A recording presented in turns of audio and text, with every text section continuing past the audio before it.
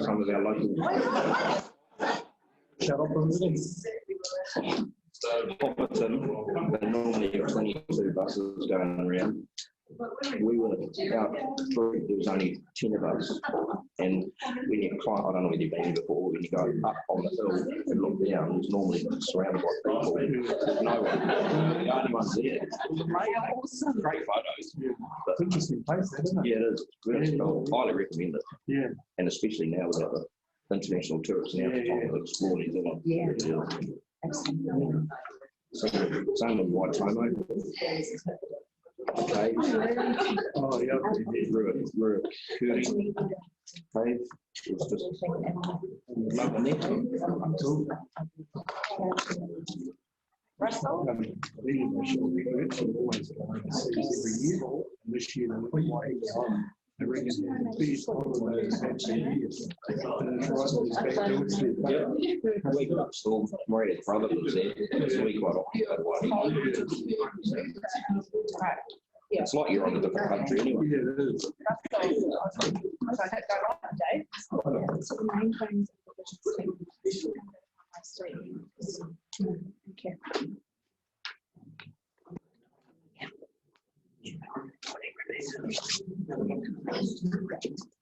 Well, everybody, it's 8:30, so we'll call this meeting to order. I'd like to welcome everybody here today, and we've got a couple of members of the public that have come to join us, which we don't normally get, so welcome everyone. I noticed Ra's not here at the moment. We did change the time of the meeting from, I think it's normally 9 to 8:30, so we may not have got that. So I don't have to turn up at some stage. So I've got a call on Rob to do the karakia, please. Nā mai haere mai ki te koinei, me tīmata tātou te karakia. Mai te pai maua raro ki te tai, mai te awa tonu, raro ki te awaraki. Tēnei te hapoi a whiai e taratahi, whano para mai te tō.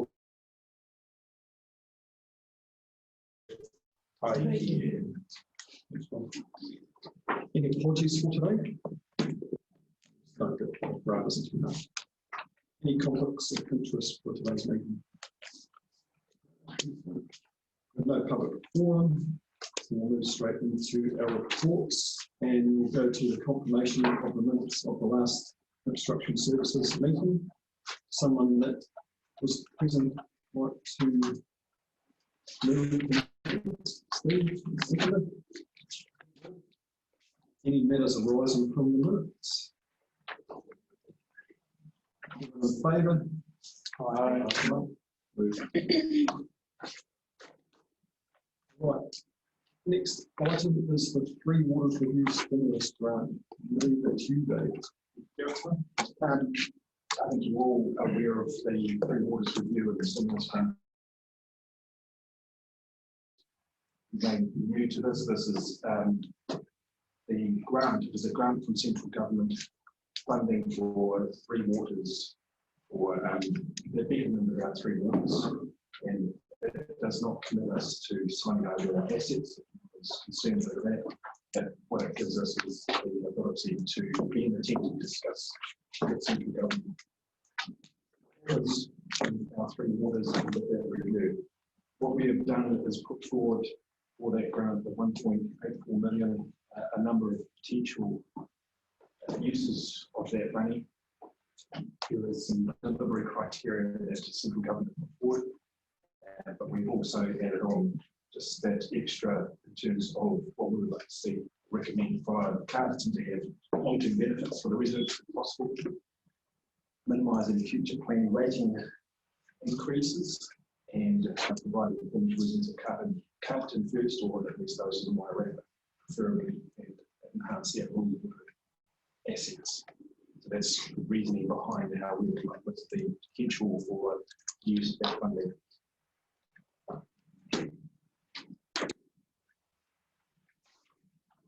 Thanks, Dave. If there's any questions on the particular projects, but just a really high level topics really of the topic of the potential of projects. So if there's any questions around it. So Dave's got a list of the primary projects in the report we gathered on the read it. Yeah. Could you just clarify the Warwick Union Lifelines coordinator. The Lifelines coordinator will be head a project of resilience combined across the 3 Warwick councils for our lifelines for roading. If there was a emergency, that those basics would then still be able to come into the Warwick. It was set up and made some progress on it, but we haven't had a project coordinator, so it's fallen away a little bit. So we would like to reinstate a project coordinator, share between the 3 councils to reinstate that and keep it moving. Thank you. There's some interesting projects in amongst all this, and some good things that would be good to move forward with the funding. So has anyone else got any other comments on this? So, Dave, I'm just curious on the relocation of the water services depot, just what's inclusive in that 795k estimation? So that is security fencing in Dalefield, roading, the garaging facilities, the upgrade of and kitchen and bathroom facilities. So is it very much a like for like of what we've got out the back, or? No, be upgraded. The space would be better used because what we have out there is an old house that has been added on, and you've got a bit of a rabbit warren, and it's not a good use of space. It's also right in the middle of the yard, so it's not a great place to put it. We examined, we did look at those 3 options for moving. Was either one to stay and renovate the buildings as they come towards the end of their life, to demolish and to rebuild in the same place. That was a lot more expensive. I think it was about 1.1 million to do a rebuild, or to move down to Dalefield. Dalefield actually was the most cost-effective option. Yep. Thank you. Any other questions? Rebecca? Yeah, just back to that Lifelines coordinator. So you mentioned like food supply and a couple of other things in there. Food and fuel, looking at particular points of that may be problems at bridges, which way we would go. We're looking, if there was a major earthquake, the hill was probably likely to be out and not a major priority for fixing. If there was something major for Wellington, that's going to be a high priority. It's going to take a long time to get that hill open. So all of our food stuff deliveries will be coming up from the north. So we need to make sure that what are the points along there that we need to look at and ensure that they are viable. So we're looking at it specifically engineering side, not like any social. It's all engineering. Yeah. Okay. And then my other question was, is there enough work to support this as a full-time job for 1 year? Yeah, there's a lot more to it than what I've spoken about in terms of just the food, the fuel, the organising, the road working, the organising with the rail transport, ensuring that we have supplies. It is a full-time job. It has dropped off. Bill Sloan was coordinating it a couple of years ago, and then he was too busy to carry on. Sort of, it's just fallen off, and we need to reinstate it. I guess one of the first jobs will be scoping it again. Working with Wellington, so it's coordination is not a coordination, making sure that everyone is ready and how we do that. Do we know if the other 2 councils have got this as part of one of their projects? They have agreed to this being a shared. Agreed. Greater Wellington is also part of the project. Yeah, Have they suggested they might contribute as well? Not to this Lifelines coordinator. They will contribute to GIS. They are at various meetings. I like this one a lot because there's very little risk that we can't deliver it. What are the chances we don't find a person to fill that role over the period of the delivery? So I like that one. I want to note those extra 4 priorities, long-term benefit for the residents of Carterton. I reckon that's inspired reflective of the sort of the calibre of the management that we've got. So thanks Dave and others for including those. We could have just done broad brush as what the government's given us, but you guys have taken it that step ahead in the interests of the community. So that's really cool. My biggest concern with some of these projects is the risk around contractor availability and the risk around us not being able to spend money within the time frame that we're given. There's some suggestion there that DIA have some discretion around that. I remember it being mentioned at the workshop in Wellington, but I've not seen anything official. Can you elaborate perhaps on what happens if we start a project but we can't get to the end of it? It is in the documentation from DIA that they do have discretion. They are aware in the discussions that this is going to put some extra pressure on contract availability. We are talking to North and South to make sure that if there's any way that we can get joint procurement or ensure that we can get something, that would be, if we can, we will. I don't know if we can do much more than try our best and try and get in, and if there was something here that we're not competing against the other councils as much, so the tanks or the movement of the parks, the water services, it's not a direct competition as such. Would it be fair to say, Dave, that if you had a project in place and you had a project plan that could start within the time frame, but just because of contract availability wouldn't be able to be completed, if you approach DIA about that, I'm sure that they would let us manage that. I would hope so. Yeah. I can't talk to the DIA, but that would be. I would assume that this is going to make it. Yeah. I don't think we'll be. This will be the only council to find that you can't procure people and people to do stuff. So, yeah, this will be the same. I think I'm not aware of any council in New Zealand that has turned down the grant. No. And there may be. I'm just not aware of it. So this will be impacting up and down the country. I'm sure there'll be big ways there. Rod, you had a couple of questions. Engineering Lifelines coordinator, is that in conjunction with REMA, or are we doubling up with REMA, or is it down a different path? It's a different pathway. So this is our resilience work rather than a remote response. Yeah, but it would help inform them, wouldn't it? Yeah, we would. Yes, absolutely. It's all about making sure that those in the wiring. Yeah. We plan ahead to manage those, all those events, potential events.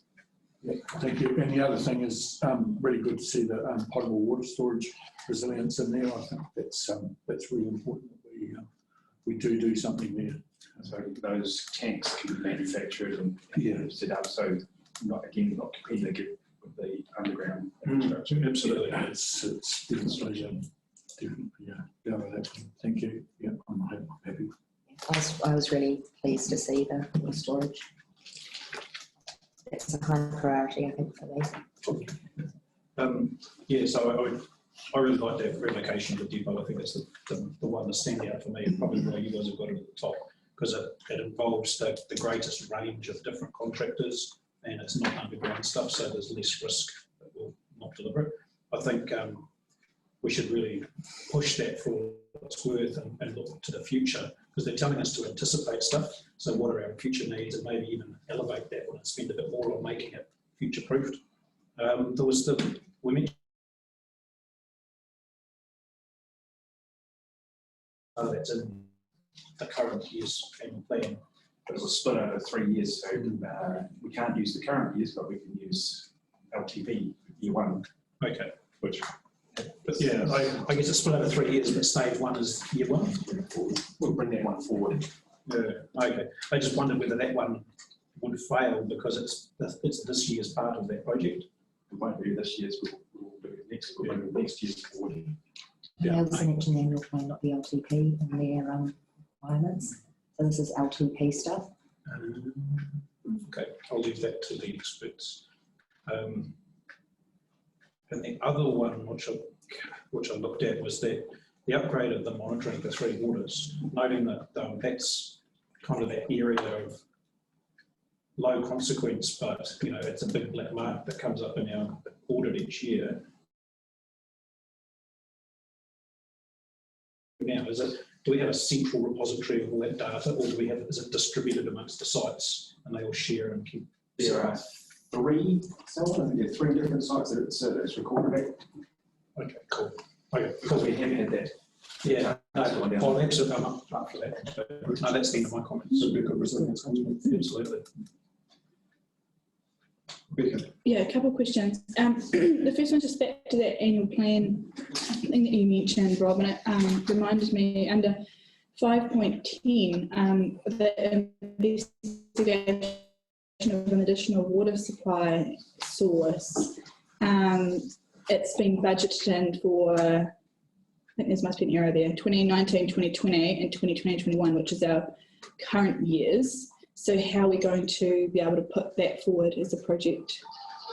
So that is that's a error. Yes, 1921 started. It was split. There was, I think, 500,000 allocated over 2 years, and the first year was annual plan next year, and then the following was LTP first year.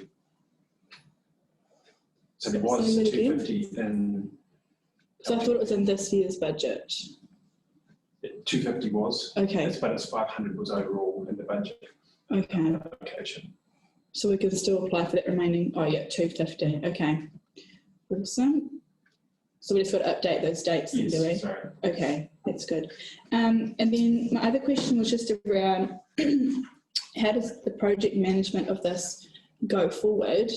Because obviously there's still a lot of costing to do around these projects, and we're not going to be able to fit them all in within this potentially not be able to fit them in with the 1.84 million. So yeah, like what's the process going forward from the draft delivery plan to like completion?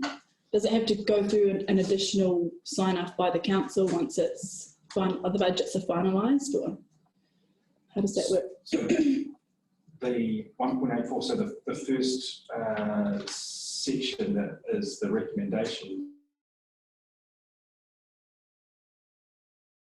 projects, that equates to 1.84. Okay, but are those costs fixed? Like, do we fully know that those projects are going to cost that much money, or are they just estimations? Well, they're best guess for some of them, but some of them in terms of, so the relocation of water services, that was an external source that looked at that and gave us some options, some pricing for that. So we've taken those numbers. The engineering lifelines coordinator was fixed, and the additional potable storage is being investigated, and that's the cost for. It depends on the groundworks. It's there or thereabouts. It's going to be pretty close. And the mains renewal, we can just go up to a point where we can spend the money to. It goes for 100 metres or 110. We just go until the money is used up. Well-informed estimates. Yeah, yeah. Okay, good. Thank you. Yeah, across all of those 5.1 to 5.10, I think you guys have done a good job of putting the ones that are the ones that are above the line currently. I agree with where the line is. I think it's a good range of above ground, below ground. Is there a risk of not completion? Try. So item 6, our next steps. So is there anything in there that we don't want to put forward, or is anything additional that we want to put forward? I think it's a good cross-section overall. The management have done us a good lead here. They've given us a good list of and good priorities. Yeah, I agree. Yeah, I think it's an exceptional time, and we're on the front foot, front footing it, and acknowledge the work that's gone into getting us to this stage. Yeah, thank you. Within the opening, it talks about there being some kind of district-wide ones, being the Wheeler engineering person and the urban non-potable tank stuff. We could work together on that. Yeah, but for us, that's below the line. We're not going to join the others in doing that. As we on the down list, the others are in that order. So if those others are rejected from DIA. Okay, understood. Yep, cool. That's what I was going to ask. If DIA reject any of those, do we then move down the list? Okay, cool. Thank you. That answered that question I had. Yeah. It would be good to take that back to the council though. If the other two councils are going to be coming on board with the non-potable water storage, it would be good to have that wadded up wide, the same initiative. Yeah, I mean, that could be done separate outside of this grant funding. And that's probably would be my recommendation as a preference, because we don't know the uptake, we don't know the real cost. So being able to guarantee to DIA that we would spend it is a roll of the dice. Cool. And we're also time restricted as well. This time. Very time restricted, yeah. Could always increase the contribution from council to fewer tanks under a ballot system, and There are many ways of doing it. It's just make it too good to be. As you say, these are high level sort of just information for us to make the decision. I'm happy. I think if everyone's happy, we'll move on to the recommendations. So we'll take together and agrees that project items set out in section 5 be submitted in the delivery plan to the Department of Internal Affairs for approval. Not a mover. Robin is Ryan second. All those in favour? Aye. Carried. Thank you. Thanks, Dave. And let's not talk to us now. Carterton NZ Transport Agency's review of the council's financial assistance rate. Kia ora, councillors. So I'll just sort of take the report as read, but just report that I haven't yet received any information from Kotahi about the information that they use to base their decision on. But we know that, I mean, as I said out in the report, we know what criteria they use. I was hoping to have had it for today. And I've had a few requests along those lines, so maybe it's taking them a while to proceed. It's disappointing. It is. Open up for discussion. Anyone will start? Oh, starting and the funds from the even goes down, so the pool, if we did nothing, the pool available for roading and footpaths reduces. So this discussion suggests we either reduce the service to fit the money available. My question is, does that trigger our significance policy? Should we put it to the community to decide, do we increase rates to maintain the service, or do we accept a reduced service, or is the current service enough? Maybe it's something we could put forward to the long-term. Yeah, so there will be some long-term decisions, and so I think I've mentioned in the report that we will take into account the reduced co-funding, and we'll report back to you as you develop your long-term plan, and then there will be a consultation with the community. There was lots of stuff around trails and footpaths and stuff, really a big jar of ideas. So. Yeah, I mean, a lot of the trails wouldn't be eligible for the subsidisation. So if it's a transport project, we wouldn't be able to get money in our TP funding anyway. But cycleways and pedestrian footpaths absolutely are. So yeah, we will provide some information back to you on what the reduction means and what that might mean. I think a good argument could be made for at least maintaining the current level of service. We need to take that to the community.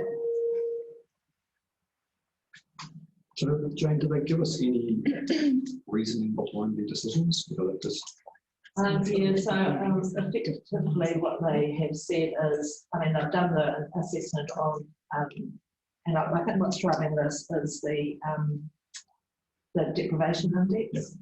And so they've done an assessment across the country of the movement and deprivation index. We may not have increased in terms of that index, but other regions obviously more deprived according to the measures that they use, and they base it on public investment information. So I think it's a relative movement across the country rather than what might not be. Looking through the list of the changes in the files over the next few years, you can see that there's certainly been areas really compromised, and they've had some good increases in. yeah, I can, whilst it's horrible for us to lose something, I can kind of understand that a little bit off us and to give others a little bit more in the long run is pretty good for the country. Yeah, it's around affordability. Exactly. You know, how much the local community can afford to maintain their transport infrastructure. I was in a regional transport committee in the yesterday, and there was quite a discussion. You know, the national average is 53%. So just on that, and it is. I mean, to just even though deprivation index hasn't dropped, others have in other areas risen, so that's reflected. Well, they maintain most, when they do that calculation, they've got this lower limit of 51% that they don't let anyone go below. And the idea is that 2% difference, or the majority, funds the, in some cases, quite large differences to the areas that need it. So, but I read said that it only recently went from 52 down to 51% for that minimum. So we were kind of 1% above the minimum, and we're just kind of moving down with the minimum. Minimum's always been 151. Has it always been 51? Yeah. Okay. Anyway, what I was going to suggest is that we were marginally above the minimum and around about the average. So our movement in that range is not huge. It's lamentable that we're losing money, but you know, it's in the margins probably as terms of the calculation. There's a council that has had its rate drop significantly, and it's going to end up with some decommissioned state highway too as part of their network as well. So to put that in perspective, Steve, did you have some questions? Yeah, I'm just wondering if there's a possibility that with us not using our full allocation, is there a possibility that they look at that year on year and go, oh, you're not using it all, we're going to take a little bit off you? So we pretty much do use it. So it's not calculated on a year by year, it's a 3-year chunk. So we've got, obviously we deliver that program. We're not that far below, and we're no different than just about every other council anyway. So yeah, I'm not too sure. I mean, they don't officially take that into account. But I don't think that we would be different from other councils in terms of being able to deliver on our program. But we're pretty good. So last year, we haven't finalised the numbers, but we're pretty much on budget last year in our running budget. Okay. Just, I remember bringing it up, and it was in the annual plan. I brought it up. You know, we were down a couple of percent, and I just wondered whether they could possibly look at that and then decide, right, you guys aren't using that full allocation from NZTA that we're giving you, so we might drop it. Was that because we weren't using it, or was that just because we had some lack of contract performance and they weren't able to complete what we wanted done? Yeah. So it's not that we weren't getting done what we wanted. We'd asked for, we'd allocated the whole fund, it's just our contractor at the time wasn't able to deliver that. So, yeah, so that's the kind of thing that I'm meaning, though, is there a possibility that might reflect on. No, it shouldn't, but we'll find that out when we get the information from NZTA to see what the board actually, what information they did rely on. But I would be very surprised if that came into the mix, because officially it isn't part of the mix. Yeah. And as I said, I mean, every council is pretty much the same. It's not something that can spend in that 3-year period that can. So the NLTP, the National Land Transport, is oversubscribed anyway. So the fact that we don't use all our allocation is not necessarily a bad thing. So basically, I think you mentioned the report, it's about a $72,000 deficit we have, which is about 0.5% of rates. So that'll be a decision we have to make in order to plan things as we go forward as to how we want to resolve the shortfall, or if we just, however we decide to do it, whether it's through the service or rating or other systems. Any other comments or recommendations? No, there's only one that we received a report from the member. Rob and Grief. All those in favour? Aye. Carried. Thank you, Jane.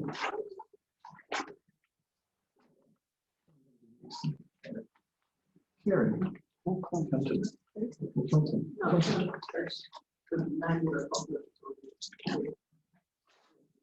Welcome, Clayton. How are you today? Maximum activities, I can take that everyone's read the report. Anything you'd like to enlighten us on, please? Nothing other than any questions.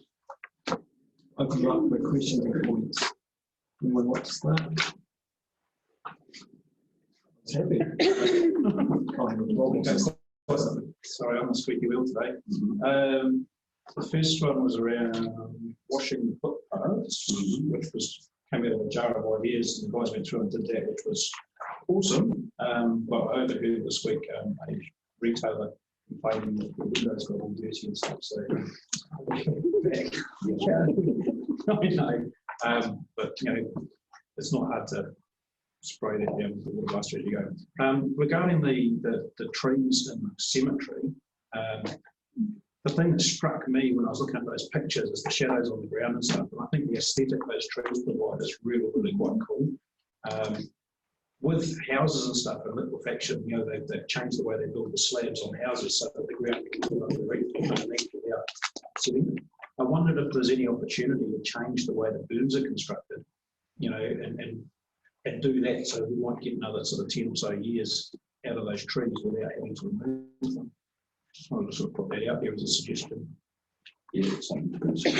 If you had a look at the first picture there, that's probably our worst example of something that we've got with that. But you can clearly see under the headstone it's all been lifted up. Yeah, the others, there are other specimens in that line that have been removed over in the past sort of 10 years, and we've had to remedy the problem as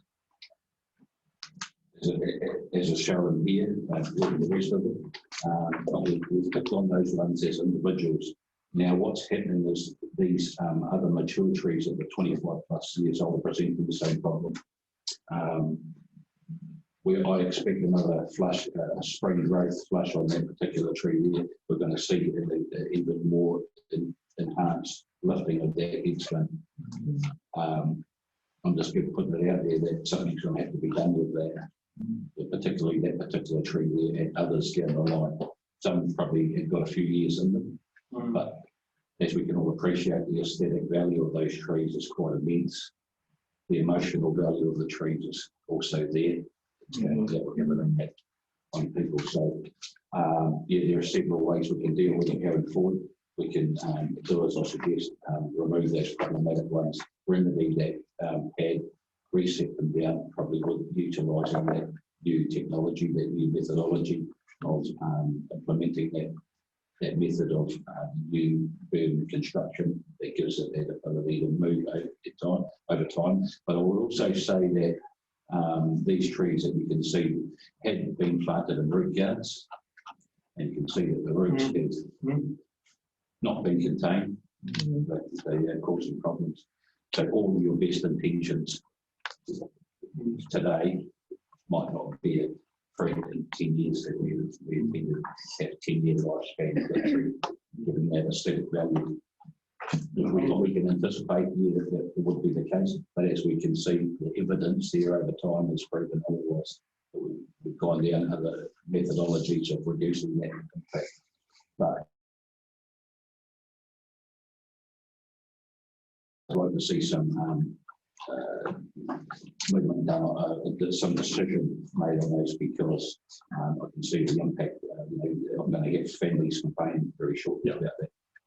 As aesthetically beautiful as a tree is and everything, that soon as starts to impact on a family's burial plot and headstones and things, I think we've got to consider the greater good.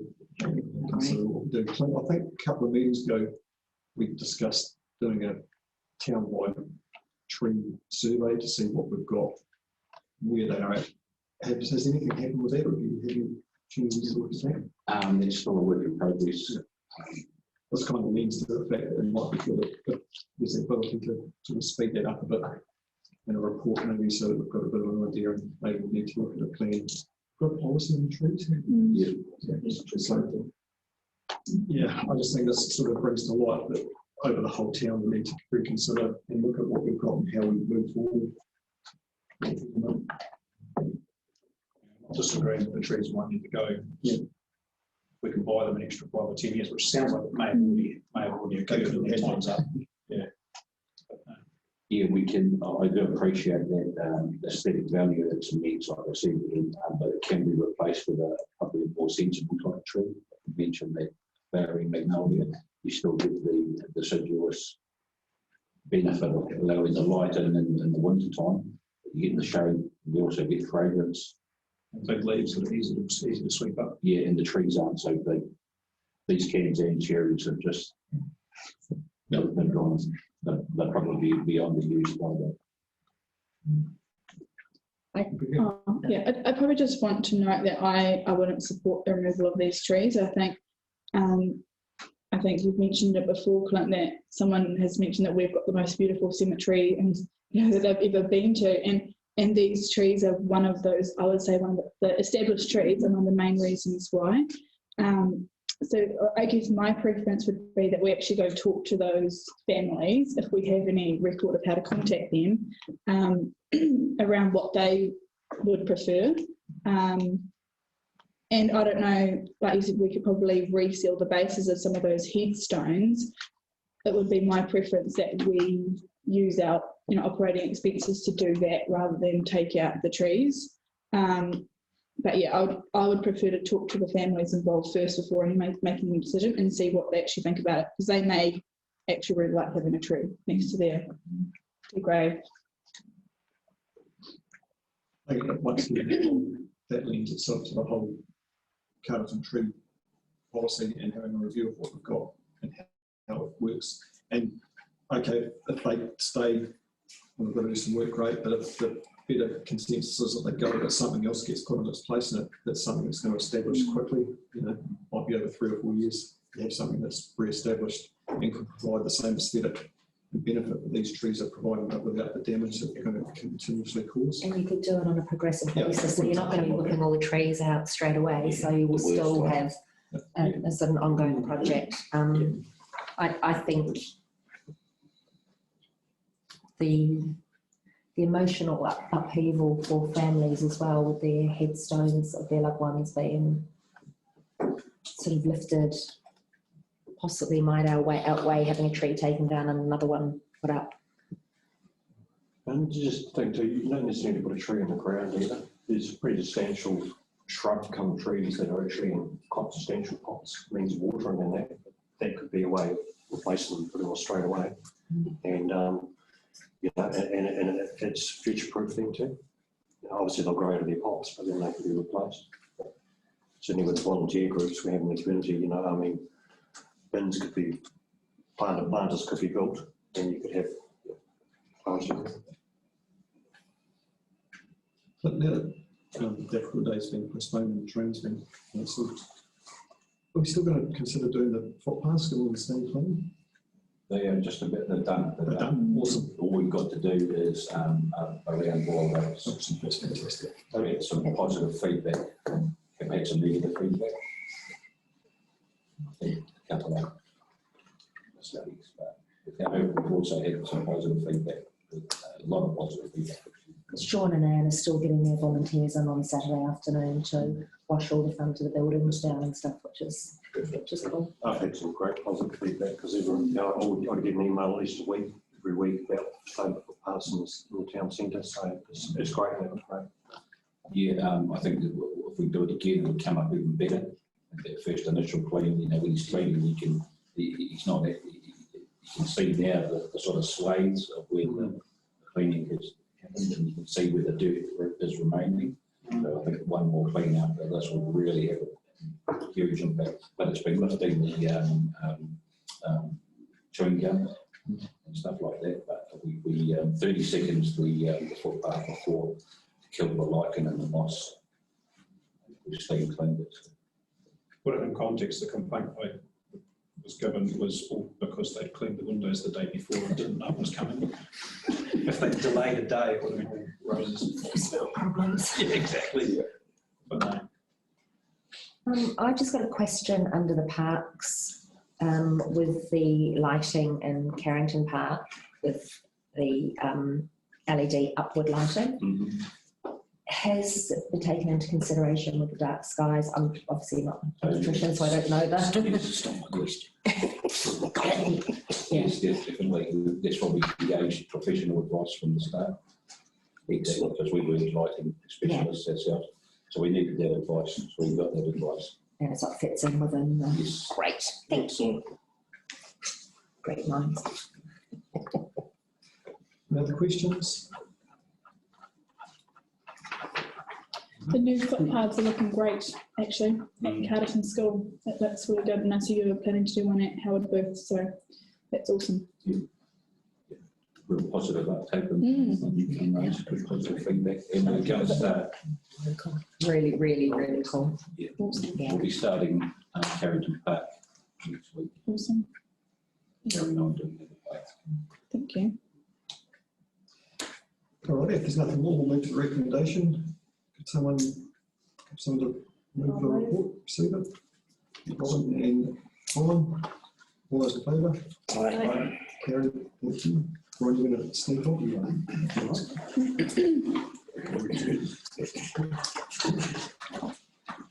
Water supply and reticulation activities. So, once again, I can take it, the report as read. Anything in comments there? No? Nothing you want to enlighten us on? Any questions from the team for Selwyn? You guys have been pretty busy by the looks of it.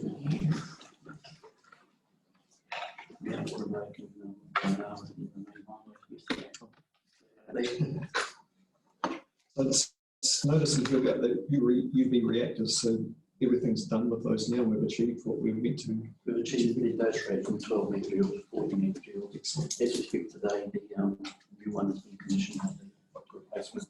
Stop questioning. You should have spoken up here. Yeah, We'd already achieved that, Yeah. just recognised that.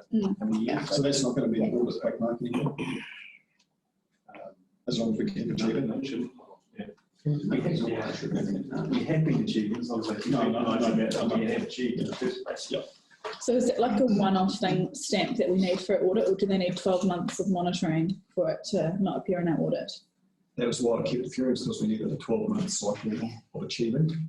No, I thought So each. they actually had to sign it off or something. You have, it's a 12-month period, and any digression from You did it once, and you missed for the whole year. Yeah. So it's not, But they hadn't recognised that those, the UV treatment was for protozoa, that it was suitable for protozoa, but we've been running it and knew that it was for quite a long time. It was an ongoing battle with the, yes. We're there now, though. Yay! Have they started doing the new group? Yes, Going well. about 7 metres so far. That'll be good. Be good if we can get that up and running. That'll give us a little So more. we'll see. Steve, say something. Have something to say. I could, but it's not really included in the report. So, it's actually a question to do with Lincoln Road. Yeah. Just in regards to the curbing and channel, I have been told, and I don't know how true it is, that the reason why that has been installed so high is because it could not be installed lower because of water lines going into the properties. I'm just wondering how true that is. There's certainly water lines going and sewage lines coming out. Water lines small, but it's just over the top of the sewage. Not very deep. The crown needs to be reset for that, so it looks bad, but once you reset the crown of the road. Yeah, there will be a meeting arranged about that, but it's just something that was put to me that one of the people who live directly in behind the new curbing channel actually went out and spoke to Fulton Hogan about the height that they had it in, and they lowered it 200 millimetres on his request, that it was far too high. So I'm just curious as to how they came up with the height Originally, if they can suddenly lower it by 200 millimetres because of a resident's request, that he said was too high, and apparently they couldn't take it any lower than that because it was going to impact the water pipes. It might be more relevant in the roading section, Steve. Yeah, it's just that the water piping was brought up, that was all. So Seems strange that you've changed the design that's agreed upon On a residence on group. the roads. Yeah, it doesn't sound right at all. Maybe it was just their entranceway was something to do with their approach that was lowered. they would have had to change the whole curve and height. I've had a look at it, I've been down and look, and it does look high, but I sort of have faith that there is an overall plan that it's going to come right. Some of the driveways get sloped back down to the footpath. I just hope there's some plan in place if there's not too much surface water sits in there. But hey, we've got to rely on our team to do the design to get it right. And we see it time and time again where we've worked Progressing. over a period of years due to budget, and the perception is that it's not right. I think it's all done, it is right. Steve loves it, I guess he sees it every day and he knows the lay of the land and how the land grows. So We'll leave it at that if we bring it up in the roading, or can leave it for a future meeting. So we need to arrange with residents anyway. yeah, that's fine. Any other queries of Selwyn? Everybody's happy? Go on to the recommendations. There's only one to receive the report. The mover, Greg, seconder, Rob, all those in favour? Aye. Carried. Thank you, Selwyn. Thank you. Thank you.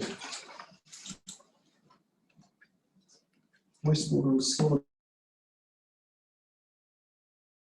In lieu of Gary leaving on the 31st of July and our new person had applications for that position they closed last Friday. I want to re-establish interviews. But in the meantime, I did my best. Take the report as read, and any questions and comments for Dave on the report. It's interesting to see that we've been able to use the pivot to irrigate at this time of year. Yeah, That's right. I don't know if that's good, bad, or indifferent, but it's not normal. certainly not normal. So it's good for us, though. Good for the environment. We're not putting waste into the stream anymore, so that's a huge plus if we can be doing that. And we have some ponds to store it in soon. We've got some liners starting, which was great news, great to see. So that's all moving forward. Any other comments?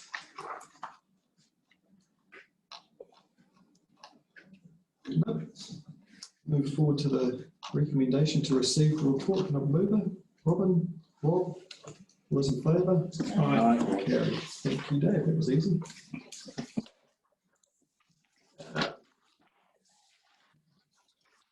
Next to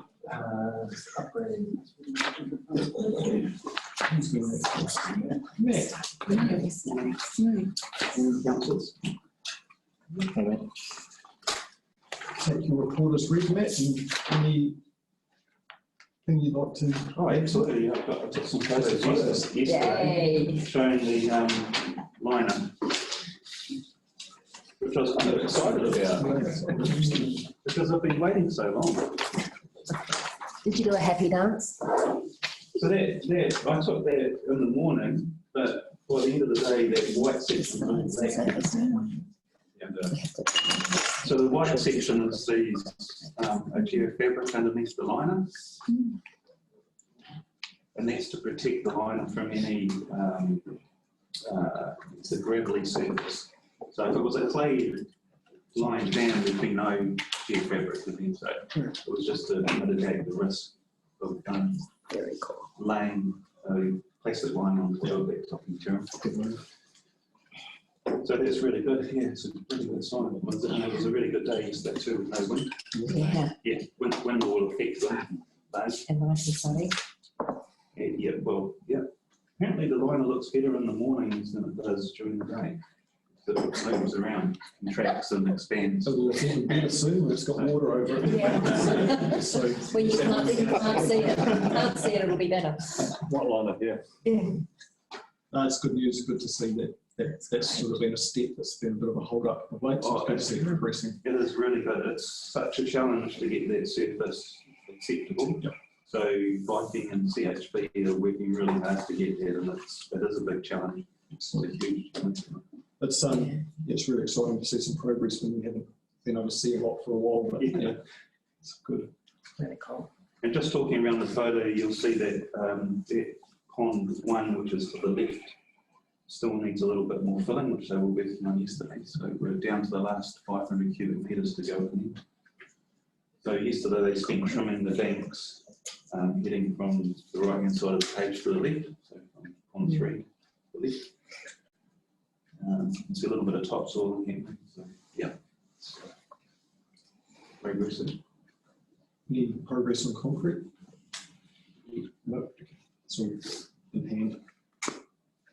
I'm concerned. Yeah, I'm concerned because once the liners start, they'll move very quickly. Yep.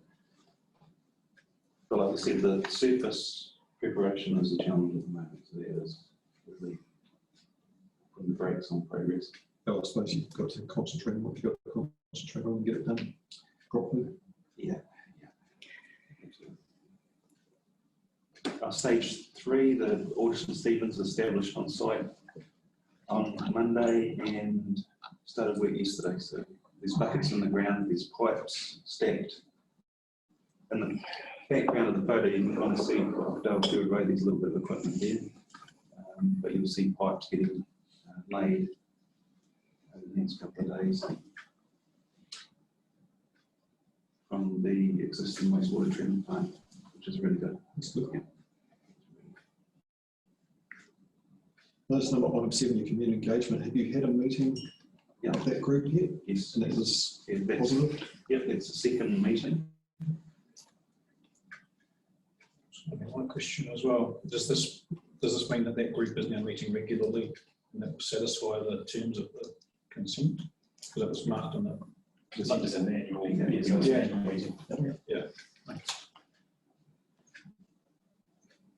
Steve? Thanks, Russell. Matt, is there any chance that, or risk of council being throwing extra charges for all this extra prep that's having to go on with getting the substrate ready for the liner? I can't really see it because they've got it in their tender documents that they plan to place silt on as part of their preparation. So they deviate a little bit from their methodology, but I suppose that's that's their call. Okay. And I can't remember the initial, was it Black? Yeah, Flatley's. Are they still liaising with Terry Fleet to get them on site? Oh no, you mean Mills Concrete? Yeah. Is Terry still who they're proposing to use, and has he given any indication of when he's going to get started? Oh, I haven't spoken to Terry, but I've only spoken to Mills Concrete, and he indicated that he was intending to use them. So that's still. But that's it. I don't get any further communication with him. I mean, at the end of the day, that's really contractual between CHP and his subby, so Matt should probably just have to be taking voice from CHP on that, Matt.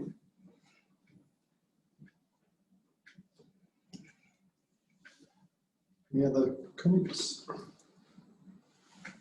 Move on to the recommendation. We received the report. Rob, second to Robin, all those in favour? Aye. Carry. Thanks. Thank you. Just David, yeah, Matt, unfortunately you weren't around when we had a bit of a presentation to everyone who helped at the Emergency Operations Centre during COVID.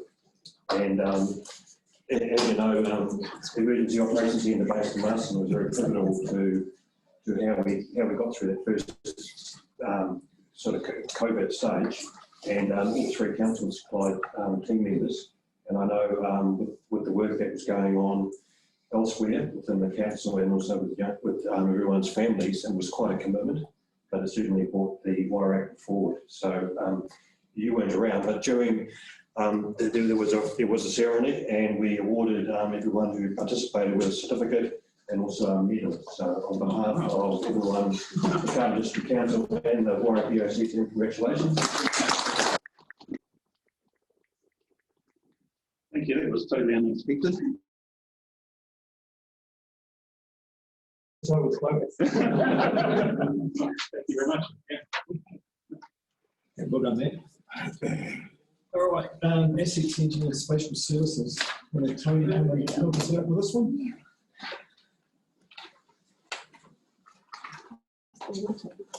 Once again, we'll take the report as read. Tony, anything else? Oh, yeah, proper one.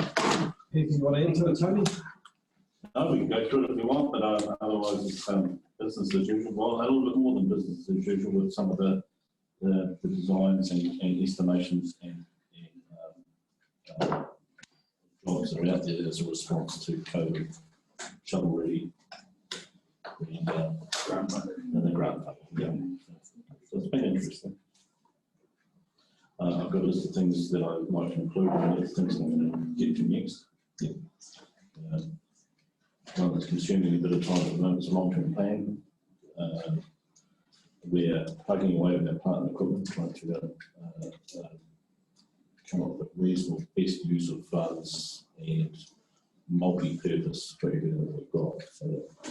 So there's a wee plan in place for that, and we're working like that. You can see that we've brought a little bigger to replace the old one. The next steps is long-term plan, water reform options. The meters, actually we should mention the smart meters. All of the smart meters are in for the universal meter, for the boundary meters that we use. They've all been installed.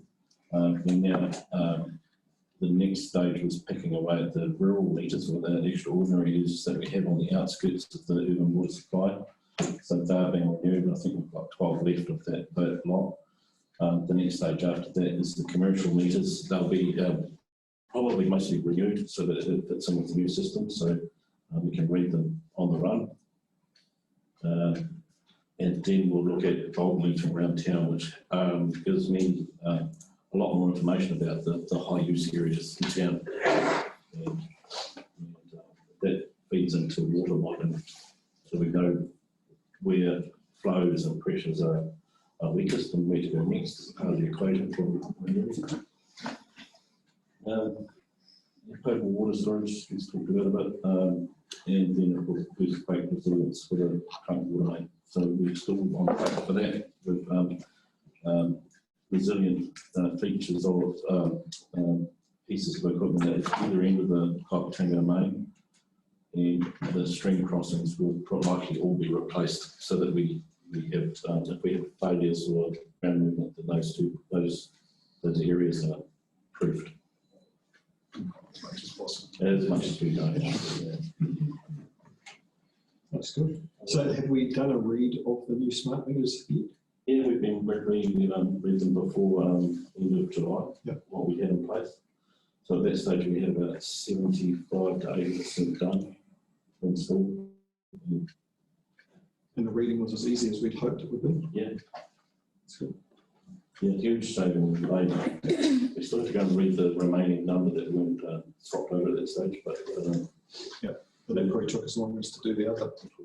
Yeah, so that's good. Is it possible for residents to read them while walking past, or do they need to still physically look at the numbers? At the moment, they still need to physically look at the numbers. They are almost a Wi-Fi type thing, but we haven't gone that next step. So when we first started talking about them, we talked about that feature, making that feature available, like a power meter, measuring power. So I think we will get there. We're one of the first countries in the councils in the country to install these. Marston's on track to doing this. Other councils in the Wellington region, not at all. So, watch the space, that'll be a cool little value add for them. Yeah. Right base. So we think that we can, as the technology improves, we can, and the Internet of Things comes on stream with different ideas and apps and all from all around the world, we'll be able to gather up cells within the town and then have those cells talk back to back to the office. So we can say, what's the reason today? So you've almost got live monitoring probably usage. Yeah. So they picked up some constant usage. So it was half a dozen. Certainly picked up some anomalies. So water meters, in my experience, someone's experience, they don't normally run fast. They're fading, they don't run fast. So they will start to slow down or not read. So there was a few, there was quite a few actually, that hadn't been reading what we were on. They've been running really slow. So the guys doing the water meter reading would go to all the kids. So there is a change. So they knew there was an increase. When the new meter on, would see that there was some significant things going on. And constant use, 24-hour use. Yeah. Signals leak somewhere. Yeah, probably. Yeah. So benefit straight off the bat. And the good thing is that our operations staff went to several of those and helped them locate the issues. The story needs to be told. What they need, what they know also. Yeah. Much work. So just on those smart meters, will we be reading them more frequently now and then sending out the bills more frequently as well? We're still only planning on doing it quarterly. Oh, that's better than what has happened, right? We've been doing 6 monthly. Oh, was it? Yeah. Oh, we thought it's quarterly. No.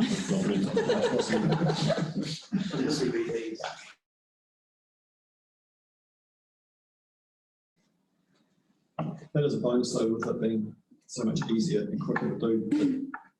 If the town wanted it, we could offer that, It's a good idea. frequent reading, because you pin your links a lot quicker. Yeah. You're doing it every 3 months instead of every 6 months, reading every 2 months. And it gives people the opportunity to remedy their water use, a bit earlier. So, yeah.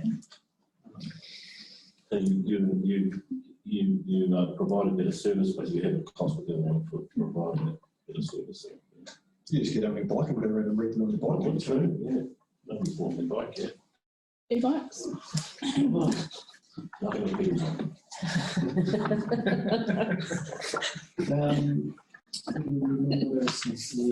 Let's do that. It's a challenge. Mine's good. Mine's good. You're a Vespa. Electric skateboard. I know a few young people who would love that job. I think it's been a really good move to do those meters. Yeah. Benefits will start. Any other comments on Tony's report? Tony, just the jetter unit, is that in conjunction with the company that comes in? Is it once a year or once every 6 months? And So we'll bring in a jetter company when we have a significant line to CCTV first, or we have blockages, generally in pipes that are the larger diameter, like greater than 150 mil. We own a jetter unit, a trailer mounted jetter unit, which is getting up there in age.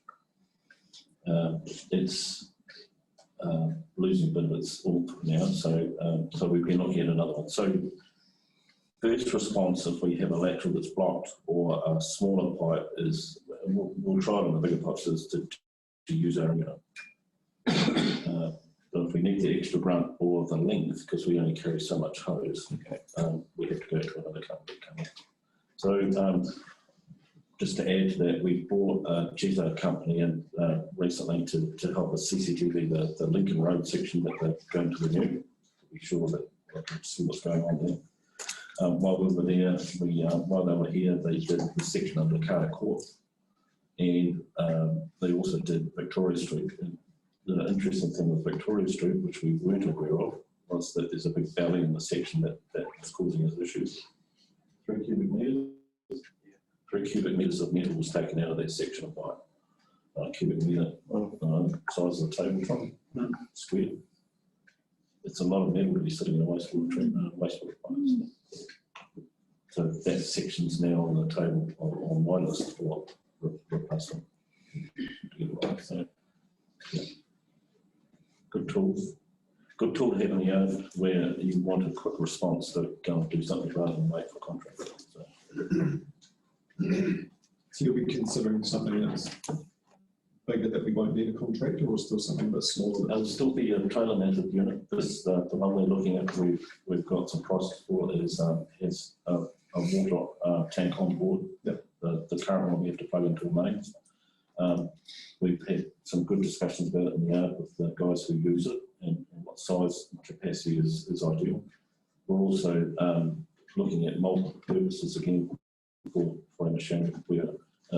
We've asked for a dump valve and some other bits and pieces so that it can be used as a high pressure cleaner. So using our money, trying to get as many uses out of it as possible, and not having a whole lot of stuff sitting around the yard not being used all the time. Sounds good. All right, go to the recommendations. One, we received a report from the mover. Steve and Rob, all in favour? Aye. Carried. Thanks, Tony. Thank you. Carried. Meet Centre and Facilities update. Again, we'll take the report as read. Anything you'd like to add to your report, Carrie? No, not really. I mean, I guess we've actually got a little bit more time with the levels we're at now, and our events been pretty much Stopped. not happening. And so, yeah, we've been focusing on payments, especially around here, but our other buildings as well. Probably just an emerging thing is that some of our buildings are getting a lot older, so they're going to start costing us. It's probably been an ideal time to do an assessment of buildings that have not been overused. Yeah. So it'll be the locks going into the public toilets should be this month. That's going to make a massive difference because the current one kept breaking. There's probably quite a bit of complaints about that, so this should fix that issue. Yep. And it takes like the need of a person having to go on that after hours and weekends. And on weekends, yeah. All We right. can actually do it remotely. You can shut a toilet down, so if you get a complaint about it, you can actually do it from home. You shut the toilet. Hopefully there's no one sat there at the time. Yeah. We'll check that. No, we've broken on that. Yeah. Any questions for Carrie on your report? It's all pretty straightforward. I think opting up a level in the food control plan was just open for more opportunities for hiring. Yeah, that's right. Because a basic kitchen, you weren't really allowed to do the follow-on prep and things, and so we've increased that. Yeah, it's great. I think it's good with the assessment in buildings because it can add into our overall idea of and plans when we start looking at our council assets, building assets and how we manage them in the next few years. So yeah, we have to get indications of cost involved in having to maintain them and upgrade them. Question around the lead testing. Imagine that's appliance testing, so testing the plug and leads and stuff. You've brought that in-house. So I was just looking for an assurance that the person that's doing this, I mean, they got they've done training and certified for it. Yep. Cool. We've got there's actually 3 people certified. Super. It's even better. So we have, it's yeah, bringing it in-house is absolutely worth it. Yeah. And everything tagged and then put into the practice. There's lots of benefits for create good asset bases and things like that. And if you still get contractors that turn up that haven't done it, you offer them to do it for them so they can carry on site, or do we just ask them not to bring that equipment onto site until it's tested and tagged? Generally, the ones that we use are the ones that are compliant.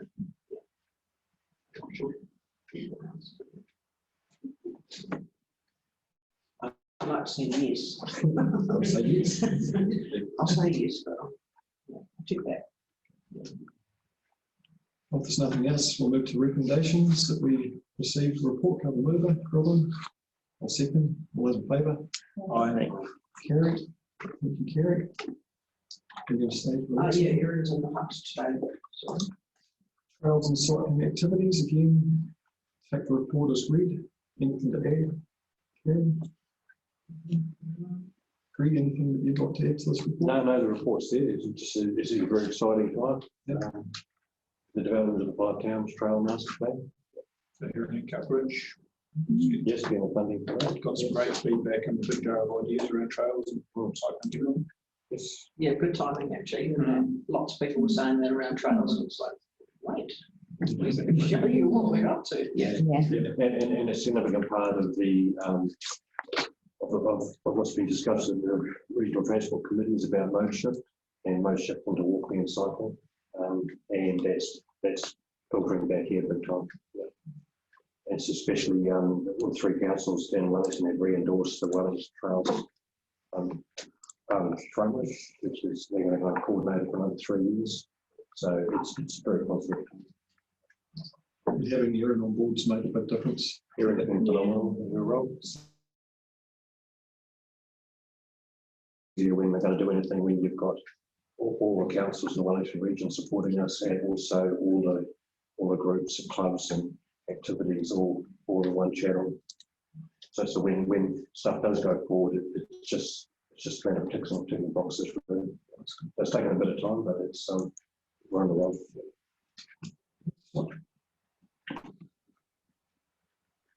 Other comments? Move to the recommendations that we received the report. Greg, second. All those in favour? Carried. Thank you very much. There's nothing else. That is the end of this meeting, and I'll bring it to a close. Thank you. Oh, sorry, Carol. Yes. Mainly tato, unu here, unu kapun kia wate, kia mama, te ngākau, te tinana, te wairua, te ara tangata. Koira e rongo, kāria, ki runga, kia tina, huie, tai. Thank you. Thank you for the attendance today.